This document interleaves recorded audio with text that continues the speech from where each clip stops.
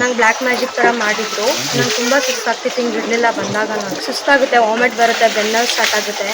Last week ಬಂದಿದ್ವಿ, ಮಂಗಳವಾರ ಬಂದಾಗ ಗುರುಗಳು ಹೇಳಿದ್ರು ನಮಗೆ ಶುಕ್ರವಾರ ಬಂದು ನೀರು ಹಾಕ್ಸಿ ಅಂತ. 3 ಶುಕ್ರವಾರ ನೀರು ಅಷ್ಟೇ. ನಾನು 8 ಇಯರ್ಸಿಂದನೂ ನನಗೆ ಈ ಥರ ಪ್ರಾಬ್ಲಮ್ ಇತ್ತು. ನಾನು ಊಟನೇ ಮಾಡ್ತಿರ್ಲಿಲ್ಲ, ಇಲ್ಲಿ ಹೋದ್ಮೇಲೆ ಊಟ ಮಾಡ್ತೀನಿ.